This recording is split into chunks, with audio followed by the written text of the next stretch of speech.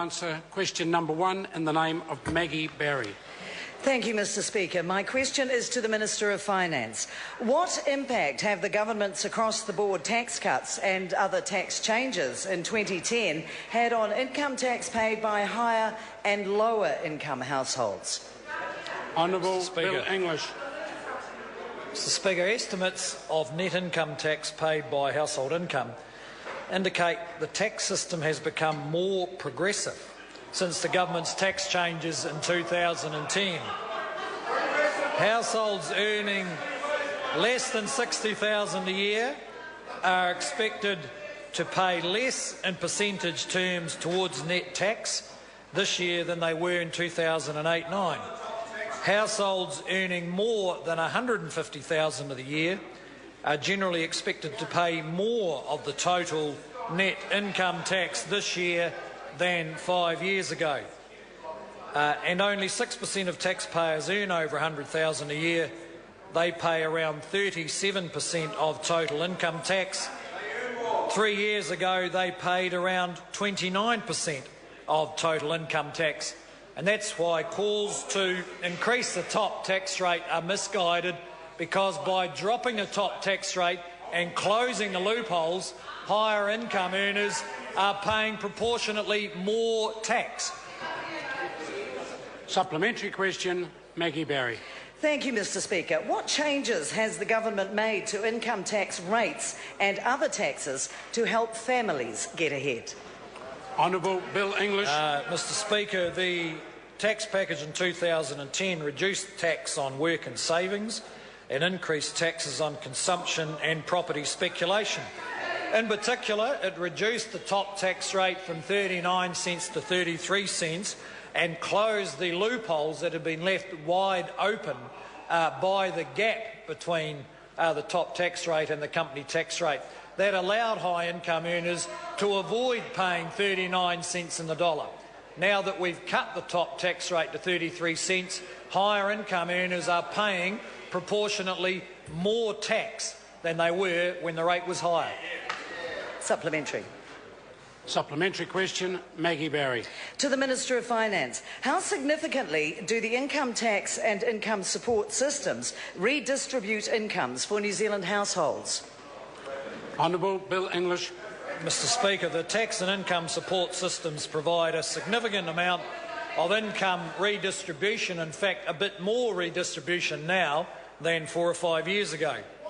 Households earning over $150,000, that is the top 12% of households by income, will pay 46% of income tax. When benefit payments, working for families, paid parental leave and accommodation support are taken into account, households earning over $150,000 will pay 76% of the net income tax. Households earning under $60,000 a year, half of all households, are expected to pay around 11% of income tax. So households over $150,000 pay 76% of net income tax.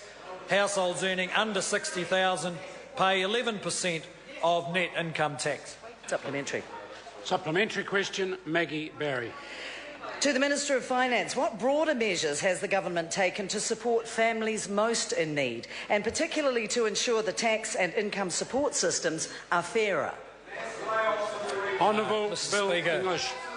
The government has, despite a recession and large deficits, maintained the large-scale income support measures for low and middle-income families. But of course, measures of gross income aren't the only measures of a welfare of a family. Over the last 2 budgets, the government has invested more than $470 million helping more New Zealanders out of welfare dependency and into work. Because even though that's not a cash transfer to the individuals concerned, it greatly improves their prospects and improves equality if people move from welfare dependency into work. Supplementary question, Dr. David Clark. No matter how much he tortures the statistics, Order. Don't the figures actually show his 2010... Can I ask the member to assist the order of the House by phrasing his question more correctly, starting with a question? It leads to this sort of disorder that I then have to deal with. If the member could attempt to do so, I'd appreciate that. In the meantime, the front bench on my right-hand side will stay quiet while the question is asked. Dr. David Clark. Mr. Speaker, don't the figures actually show his 2010 tax changes are a measure that has cemented a gap between rich and poor that is higher under this government than it ever was under the previous government, made still worse by unemployment still being higher than it was during the GFC and wage growth at its lowest in over a decade? Honourable Bill English. Mr. Speaker, no. No and no. The recent MSD social report shows inequality in New Zealand reducing. It shows it reducing from a peak of inequality under the Labor Party government.